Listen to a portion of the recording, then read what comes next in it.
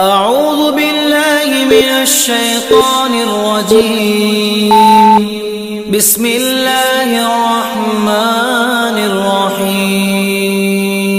حضرت شیخ الہند رحمۃ اللہ علیہ عصر کے بعد وہاں دارالعلوم دیوبند کے احاطہ مغلسری میں بیٹھ جایا کرتے تھے، اور اساتذہ اور طلباء جو سے بیٹھ جاتے تھے، کبھی کسی نے کوئی سوال کر لیا، حضرت نے جواب دے دیا، اس طرح ایک مجلس ہوا کرتی تھی۔ شخص نے، ایک صاحب حاضرین میں سے کسی نے سوال کیا کہ حضرت یہ حدیث میں پڑھا میں نے کہ جس راستے سے حضرت عمر گزرتے ہیں شیطان وہاں سے نہیں گزرتا،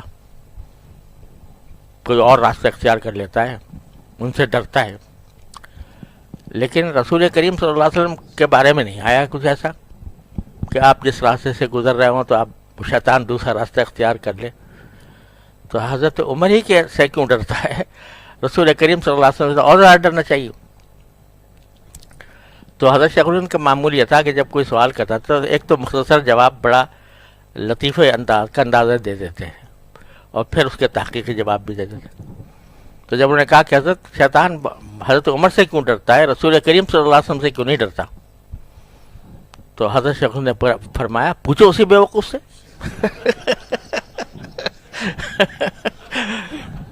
مجھ سے کیا پوچھتے ہو، اسی بیوقوف سے پوچھو۔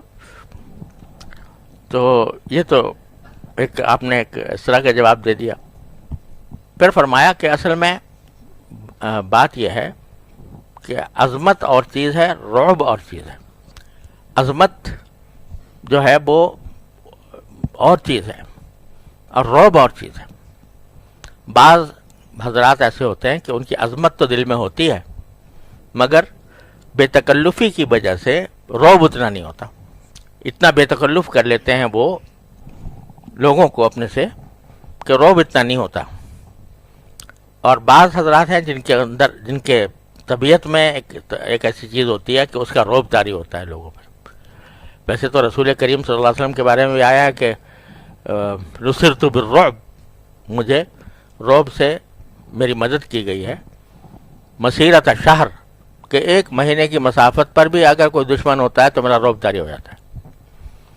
لیکن وہ دشمن، ظاہری دشمن جو ہیں دنیا کے، جہاں تک صحابہ کرام رضی اللہ تعالیٰ عنہم کا تعلق ہے تو وہ اتنے بے تکلف کر رکھا تھا حضور اقدس صلی اللہ علیہ وسلم نے اپنے آپ سے کہ اس واسطے اس میں وہ بات نہیں تھی۔